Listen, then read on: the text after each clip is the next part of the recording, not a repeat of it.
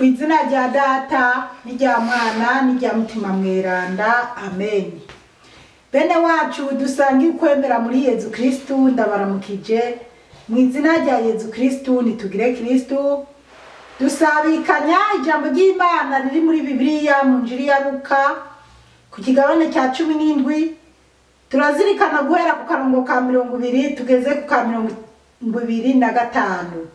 Ijambo ry'umutwe twisunga rivuga ngo umuzo w'ubwami bw'Imana.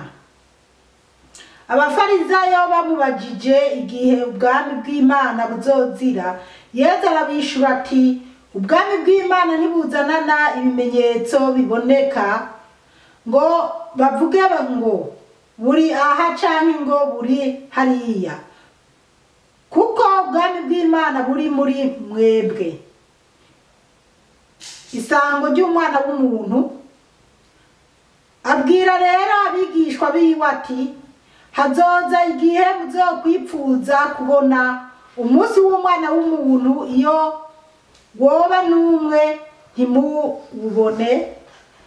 Bazobabwira bati enguriya canke bati engubu, nimuze mujeyo, nimuze mubakurikire, kuko umuravyo urabiriza mu ruhande rumwe w'ijuru ukaboneka ku rundi ruhande, uko niko umwana w'umuntu azoba ku munsi wiwe. Yamara abwirizwa kubanza kubabara menshi no guhebwa n'abantu b'iyi myaka. Bene wacu muri Kristu Yezu, iri ni ijambo ry'Imana, dushimiye Imana. Alleluya, amen. Bana b'Imana, turacyari ku kigabane cya 17. Ijambo ry'umutwe twisunga riravuga ngo umuzo w'ubwami bw'Imana. Umuzo w'ubwami bw'Imana, aha Yesu agira tubwire ingene ibintu bizoba bimeze. 20 haravuga ngo abafarizayo bamubajije igihe ubwami bw'Imana buzozira.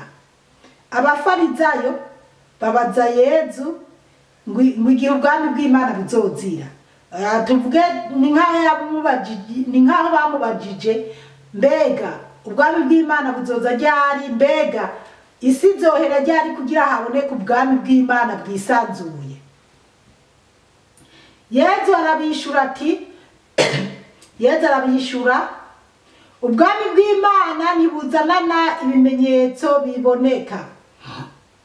Yesu yavuze ngo ubwami bw'Imana ntibuzanana ibimenyetso biboneka. Ntibuzanana ibimenyetso biboneka. Arabandanya kutwigisha. Yesu n'umwarimu mwiza. Ibiri rimwe akavuga ngo bavuge ngo buri aha. Ngo bavuge ngo buri aha ibimenyetso biboneka. Uburyo bavuga ngo ubwami bw'Imana buri ngaha mu nzu kwa Zipora, buri mu rusengero rwa runaka. Oya, mu gihe rero iki gihe ari byo bintu byeze, twumva mu bwami bw'Imana buri kwa pasiteri naka canke buri mu rusengero runaka, canke ngo buri hariya, ngo canke buri hariya. Kumwe bamwe bahagarara muri Afrika bakakubwira ngo jewe jewe ndaganira n'Imana, burya umpaye amahera nkagenda ku musozi nyimba ari Kanyarira, canke nkabugira ku musozi uraho uri muri Tanzania ahantu baduguku, ibintu byawe bica bikemuka. Uko bana b'Imana, abantu bemera bene ibyo bintu, ibyo n'ububeshi ni ikinyoma cyambaye ubusa. Noneho na Yesu arabivuze ngo ntibuzana n'ibimenyetso biboneka, kandi kuko ituma ntibuzana n'ibimenyetso biboneka, wowe ni wowe ugomba kwironderera ubwami bw'Imana. Wowe nyene iwawe, mu mubiri wawe, mu mutima wawe, mu nzu yawe, mu muryango wawe, ni wowe ugomba kubona ubu bwami bw'Imana. Yesu niyo yongera akavuga ngo bavuga ngo babandi bavuga ngo buri aha cyane ngo buri hariya babandi bagarara ku matelefone ugasanga nka babandi ba telefone abambwira ngo ngurumva ngo wewe ngurafise impano ngo mugabo ngo hari ibyo tujuje ibyo ntujuje byibiki uko biri kose na wewe unegura abandi hari ibyo tujuje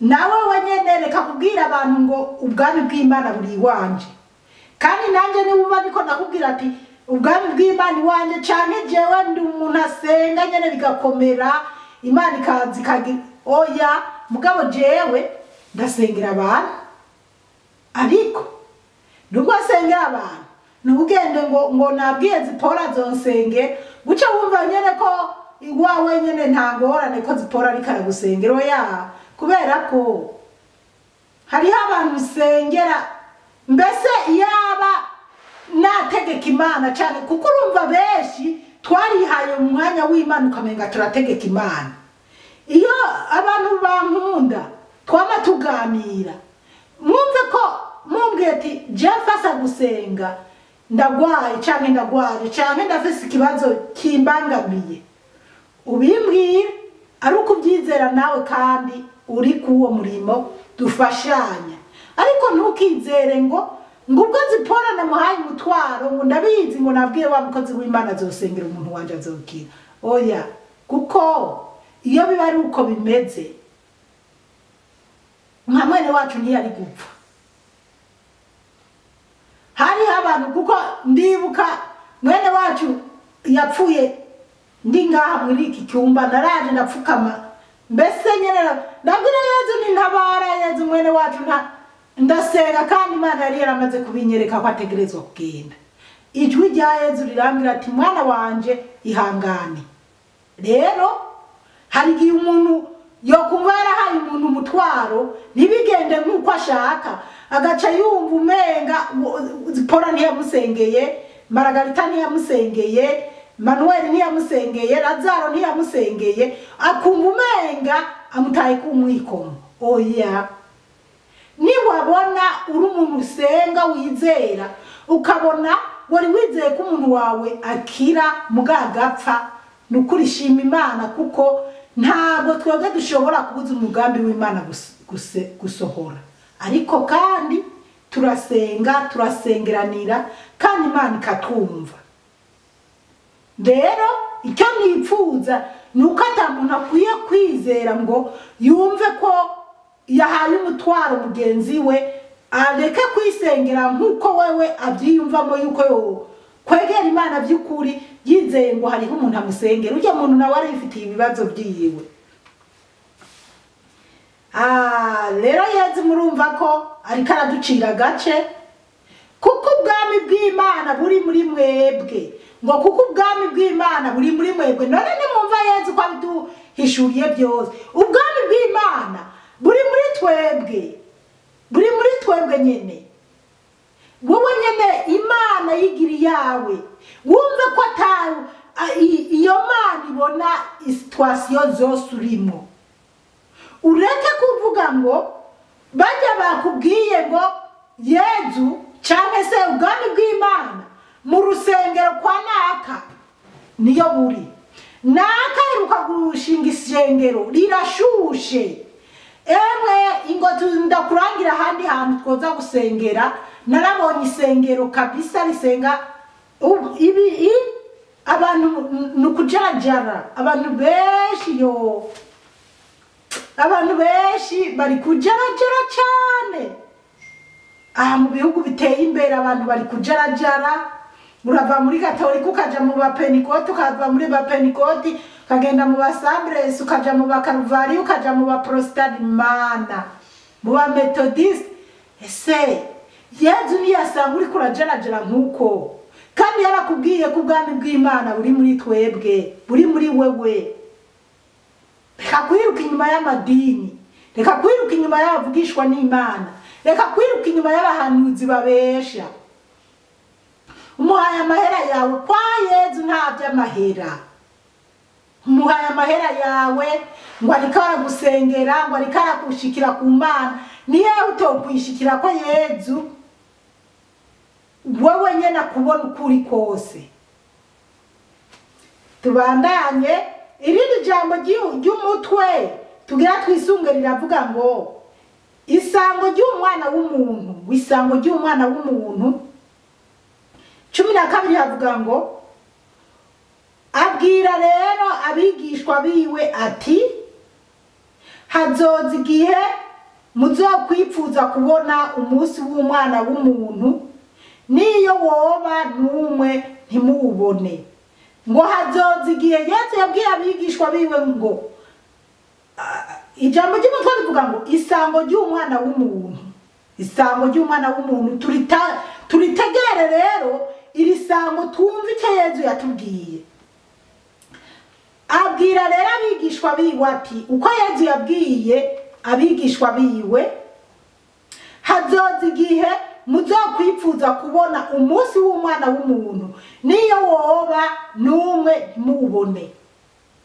Yesu yabwiye abigishwa biwe ko hazoza igihe, kandi n'abafarizayo barumva n'abandi bantu barumva, ariko handitse abigishwa biwe ngo hazoza igihe bazipfuza kubona isango ry'umwana w'umuntu ngo niyo woba n'umunsi numwe ngo ntibawubone. Bana b'Imana, aha hantu harakomeye hasaba ubwenge. Buriya nta bantu twipfuza kubona ko Yesu yokubita inzamba, ntitubyipfuza kwe. Ariko ugiye mu bindi bisomwa Yesu yavuze ngo bizoba ari ibimenyetso by'ibihe, ngo bizoba ari ariko ntitubone. Abantu ubu turayibuza, iyi isi yose irahangayitse.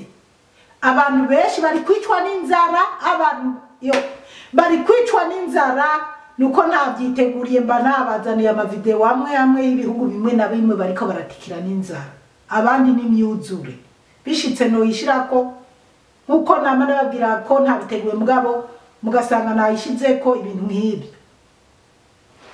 Bana b'Imana, abantu benshi bari kwicwa n'inzara, benshi cyane.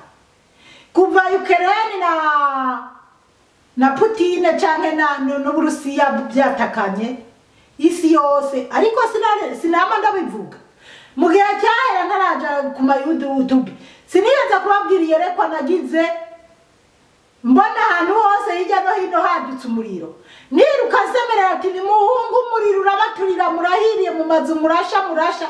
Nabonye abantu babiri nibo babashije guhunga biruka bava mu uwo muriro, bahunga uwo muriro. Naraba rero uko abantu bameze ntibakangwa n'ibintu biriko biraba, eka bazi ngo bari mu maraha. Abantu bagenda mu mamodoka meza, abandi bari kubaka amazu, abandi bari mu mazu meza, babona ati ndafise akazi keza sinzosonza. Rero reka ndigaha abana b'Imana nanje, ariko ndashima Yesu cyane. Nanje igihe bariko baravuga oya video yobiba nini nivyaba ngombwa nkabona ntibaye nini ndaza kubizako, ariko icyo nagira nivugire nuko uba abantu baripfuza kubona Yesu yotwara ishengero birimo. Hari n'abandi twibaza ati Yesu niya nateba na gatoya azosanga na babandi bake bahari kumbure basubiye inyuma, ariko ikizere cyo fise nuko atazobura na bakeya, ko narababonye twari bake cyane. Ariko bana b'Imana ni murabe ubu abantu benshi bahanze amaso ijuru, abandi nabo ntikibabuza kwibandaniriza n'amatungo yo kwa shitani. Abandi bari abapasiteri barasubiye inyuma ntibakivuga inkuru nziza, abari abaririmbyi ntibakiririmbira Imana barasubiye inyuma. Mu amashengero ubona haza bake babaho, ariko Mana yo mwijuru Imana itube hafi cyane. Bana b'Imana, ibintu birakomeye. Abanyumva mushaka tuje ku murongo mwiza kubera ibintu birakomeye cyane. 2023 baravuga ngo bazobabwira bati enguriya cyane bati engubu. Murumva Yesu ko atubwira ingene ngo bazoza baravuga nibyo bihari. Nimuze mujeyo, haleluya, amen. Yesu atubwiye ngo ntituze tujeyo, nimuze mubakurikire, ngo ntituze tubakurikire. None bana b'Imana sibyo ndababwira, ndeka gukurikirana abantu ngo bakora ibimenyetso. Yesu yaravuze ati bazomanura n'izuba, bazokora ibitangaza bivuye no kwijuru, ariko ntibizoba ari bivuye mu ijuru ry'Imana.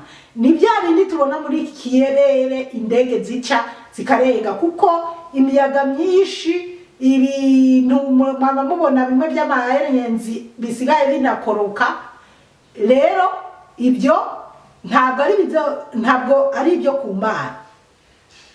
Duce ubwenge rero tumenye ibyo Yesu aducira agace, ariko Yesu nahabwa icyubahiro, we yatwibiye akabanga k'ibi byose, ngo ntituze tujeyo.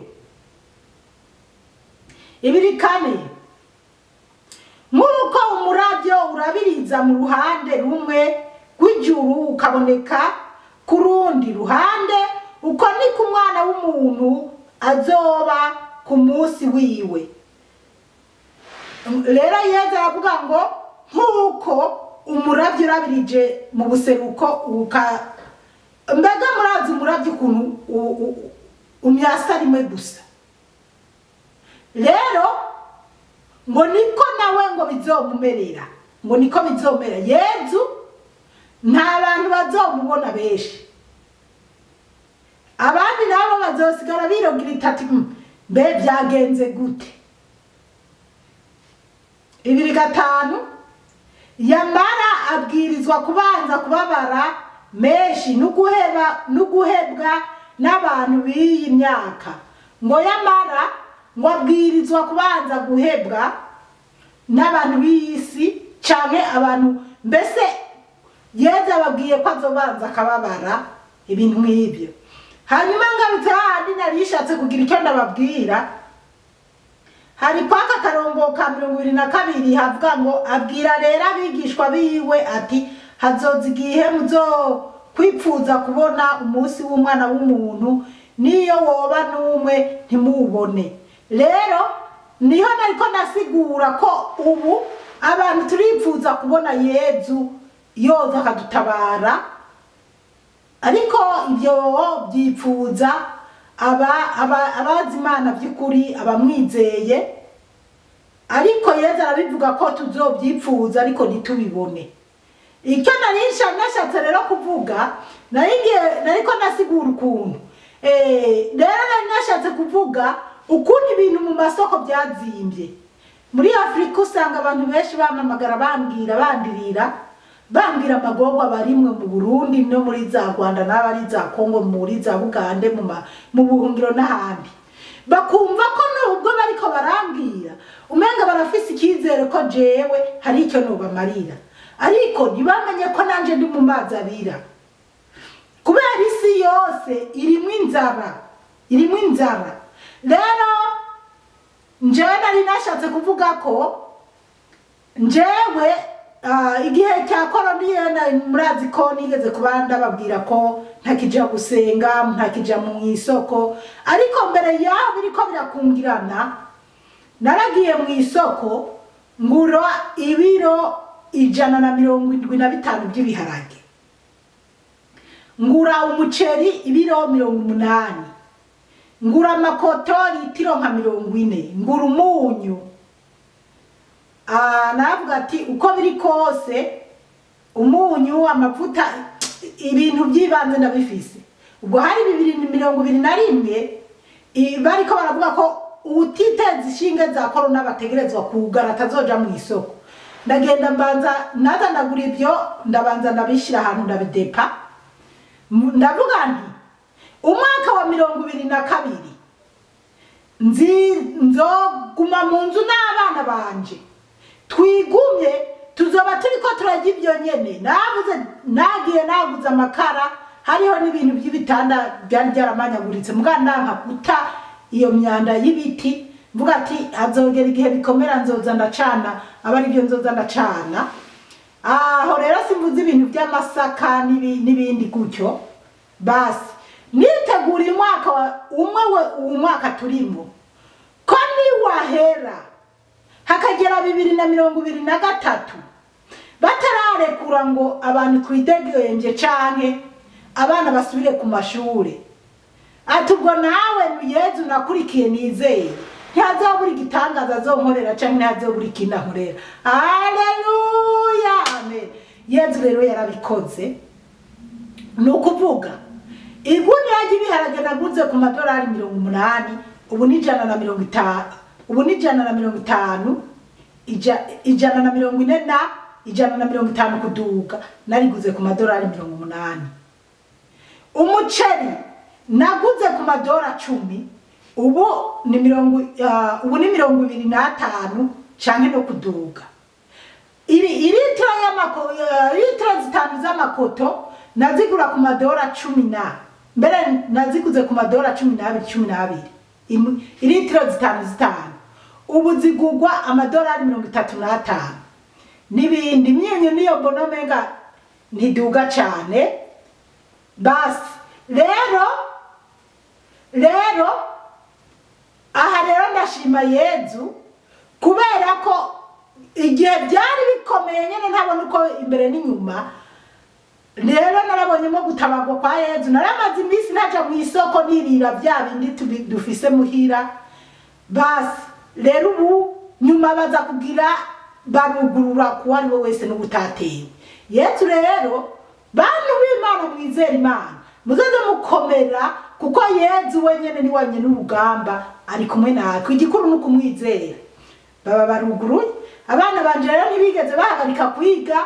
Ibintu byose byagumye bigenda neza. Mbere uko biri kose n'abatigeze bategwa tumenga twaramaze kuronka uburenganzira bwo kujiyo dushaka. Nibi byaba bitarana bariko Yezu ntabura haca ngo atabara bamwizera.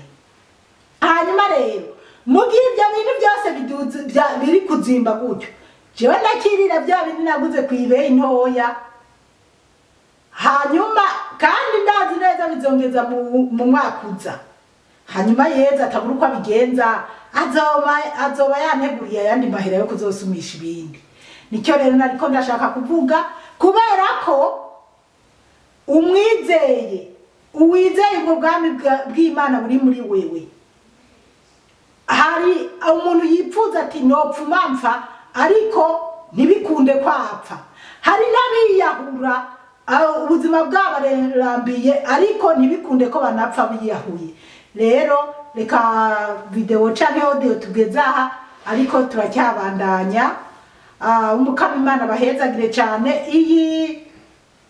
Iki gisomwa cyari gifise uburongo bwishi. Reka tugire audio